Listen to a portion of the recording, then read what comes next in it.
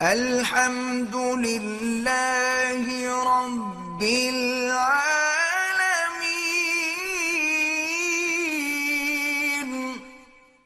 اسی لیے یاد رکھو صحابہ کے خلاف کبھی بھی نفرت اور عداوت برداشت مت کیا کرو.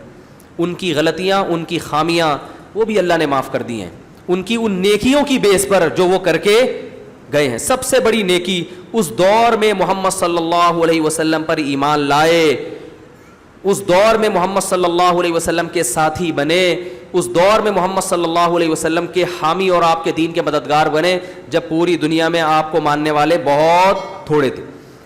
آج کل سب سے زیادہ ہدف حضرت معاویہ رضی اللہ تعالیٰ عنہ کو بنایا جاتا ہے. حضرت معاویہ نے اسلام کی بہت خدمت کی ہے.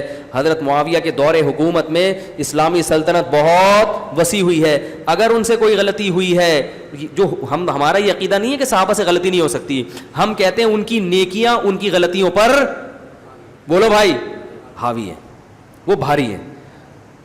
تو وہ جو ایمان لے آئے اور ایمان کی حالت میں نبی صلی اللہ علیہ وسلم کے چہرے انور کو دیکھ لیا، اور پھر اللہ کے دین کے غلبے کے لیے ایک بدبخت کہہ رہا تھا حضرت ابو سفیان کے بارے میں بڑا ایک نیگیٹو کہ وہ تو بہت دیر سے ایمان لائے تھے، اور وہ تو اصل میں وہ تو بالکل جب سب کچھ فتح ہو گیا آخر میں لا کے. برائی نہیں کر رہا تھا، لیکن لگ رہا تھا کہ اس کو حضرت سفیان کے ساتھ رضی اللہ عنہ، ابو سفیان کے ساتھ رضی اللہ عنہ لگاتے ہوئے تکلیف ہو رہی ہے. وہ مشہور فتنہ ہے، آپ جانتے ہیں اس کو. لگ رہا تھا کہ اس کو اچھا نہیں لگ رہا کہ وہ اتنی دیر سے بھی کیوں لائے ایمان. یعنی اس کے اندر سے بغض جھلکتا ہے نا انسان کا کہ کھل کے تعریف ہوتے ہوئے تکلیف ہوتی ہے. ابو سفیان اگرچہ دیر سے ایمان لائے ہیں، ٹھیک ہے، ان کی وہ فضیلت نہیں ہے جو ان صحابہ کی ہے جو جلدی ایمان لائے، ہم مانتے ہیں، لیکن آپ ان کے بارے میں ایسا تبصرہ کریں کہ گویا آپ کو نیگیٹو پہلو کر کے دکھا رہے ہو، دیر سے ایمان لائے اور بہت آخر میں، اور ان کو تو نبی نے اتنے ہدیے ودیے دیے تھے اور گفٹ دیے تھے تاکہ دین سے جڑے رہیں، وہ قربانی تو نہیں. تو آپ حضرت ابو سفیان کی تاریخ دیکھو، دیر سے ایمان لائے ہیں، لیکن دیر سے ایمان لانے کے بعد اسلام کے لیے کیا کچھ کیا ہے آپ نے.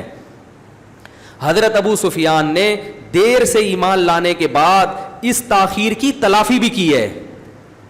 یہ واقعہ سنا کے بات ختم کرتا ہوں. حدیث میں ہے کہ حضرت عمر رضی اللہ تعالیٰ عنہ کا دربار تھا، تو حضرت بلال اور حضرت ابو سفیان اور ایک اور قریش کے سردار تھے، یہ تینوں حضرت عمر سے ملنے کے لیے آئے. حضرت عمر رضی اللہ تعالیٰ عنہ نے سب سے پہلے اجازت دی حضرت بلال کو. تو حضرت ابو سفیان کو غصہ آیا کہ ایک غلام ہے اور ہم عرب کے سردار ہیں، عمر بن خطاب آج غلاموں کو سرداروں پہ ترجیح دے رہے ہیں. تو وہ جو دوسرے صحابی تھے نا، ان کا نام ذہن سے نکل گیا. انہوں نے کہا اے ابو سفیان، دیکھو جب اسلام کمزور تھا تو ساتھ کس نے دیا؟ بلال نے. ہم مخالفت کر رہے تھے اس وقت، تو آج اللہ نے بلال کو ہم پہ ترجیح دے دی ہے. کل قیامت میں بھی ایسا ہوگا، تو اس لیے بہتر یہ ہے کہ ہم اس نقصان کو، میں ان کے پورے الفاظ نہیں بتا رہا ہوں، اس کا مفہوم بیان کر رہا ہوں کہ جو نقصان ہم سے ہو چکا ہے ہم اس کی کیا کریں؟ تلافی. اس کے بعد میدان جہاد کی طرف نکل گئے. حضرت ابو سفیان بھی گئے. حضرت ابو سفیان کی زندگی پھر کہاں گزری ہے؟ محاذوں پہ. رومیوں سے لڑائی میں شریک ہوئے، اور حضرت ابو سفیان تو ایسا لڑے ہیں پھر اللہ کی راہ میں کہ اپنی زوجہ حضرت ہندہ کو بھی لے کر جاتے تھے. ایک جنگ میں شکست ہوئی ہے تو اپنی زوجہ حضرت ہندہ کو پتہ کیوں لے کر گئے؟ تاکہ جب ہم پیچھے پلٹ کے بھاگے نا، یعنی اتنا سخت حملہ ہوگا تو عورتیں ہمیں تانا دیں گی، صحیح ہے نا، آر دلائیں گی. تو عورت کی جب آر اور بزدلی کا تانا جو ہوتا ہے نا، وہ مرد سے برداشت بولو بھائی نہیں ہوتا. تو حضرت ابو سفیان اپنی زوجہ کو بھی لے کر گئے کہ کیونکہ دشمن بہت طاقتور ہے، شکست کا بہت امکان ہے، تو ہمیں جب شکست کھا کے پلٹیں گے تو ہمیں غیرت کے تانے دینا. تو ایسا ہی ہوا. وہ شکست کھا کے جب واپس آئے ہیں تو حضرت ہندہ نے اشعار پڑھنا شروع کیے، یہ کیا گھر میں تو مرد بنے پھرتے ہو، آج میدان جنگ میں مرد بن کے دکھاؤ. وہ اور بھی صحابہ تھے، ان کی عورتوں نے بھی اشعار پڑھے، وہ واپس پلٹے ہیں اور الحمدللہ جنگ انہوں نے فتح کی. تو حضرت ابو سفیان دیر سے ایمان تو لے کر آئے، مگر انہوں نے اس نقصان کی تلافی کی ہے. باقی زندگی میدان جہاد میں گزری ہے، جنگوں میں گزری ہے، ان کی قربانیوں میں گزری ہے. وہ عرب کے سردار تھے، وہ غیرت مند لوگ ہوا کرتے تھے. تو اس لیے صحابہ کرام سب سے پہلے محمد صلی اللہ علیہ وسلم پر، چونکہ اللہ نے جس طرح سے محمد صلی اللہ علیہ وسلم کے ساتھیوں کی تعریف کی ہے، اس طرح سے اللہ نے کسی پیغمبر کے ساتھیوں کی تعریف بولو بھائی نہیں کی ہے. والذین معہ، جو محمد کے ساتھی ہیں، تو ان کی جو اللہ نے جس انداز سے تعریف کی ہے، ایسی تعریف اللہ نے کسی پیغمبر کی نہیں کی. کیونکہ اب آخری نبی ہے نا، اب کوئی آپشن نہیں ہے. اب ایسے ساتھی ملیں گے جیسے محمد صلی اللہ علیہ وسلم جیسا اب نبی نہیں آ سکتا, تو محمد صلی اللہ علیہ وسلم کے ساتھیوں جیسے ساتھی بھی نہیں آ سکتے, کیونکہ نبی کے پاس ٹائم تھوڑا ہے, تو آپ کے مشن کی تکمیل کون کرے گا؟ ساتھی کریں گے نا. ویسے ساتھی دے کر گئے کہ وہ پھر دیکھو کہاں کہاں تک کیسی قربانیاں, اور اب تک یہ قربانی الحمدللہ چل رہی ہیں. صرف تبلیغی جماعت کو دیکھ لو, 1400 سال کے بعد اپنا خرچہ. میں دنیا میں جاتا ہوں نا, مجھے ایسے بوسیدہ کپڑوں میں تبلیغ والے ملتے ہیں, غریب مسکین.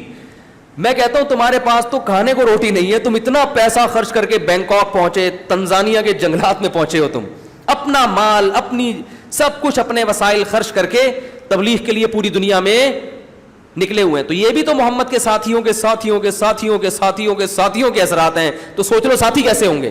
خامیاں ہر ایک میں ہوتی ہیں, میں یہ نہیں کہہ رہا تبلیغ والے دودھ کے دھلے ہوئے, کوئی خامی ہو ہی نہیں سکتی, لیکن دنیا میں کسی مذہب کے لیے اتنی قربانی دینے والا آج بھی کوئی نہیں ہے. عیسائی مشنریاں ہوتی ہیں مگر بڑے پروٹوکول کے ساتھ, ان کو پیسے ملتے ہیں, لڑکیاں بھی ساتھ ہوتی ہیں. پاکستانی قوم میں تو میں تو کہتا ہوں تبلیغ والے اگر لڑکیوں کو بھی آپ کے ساتھ بھیج دیں تو 99% لوگ تو پوری زندگی کے لیے کیا ہو تبلیغ میں نکل.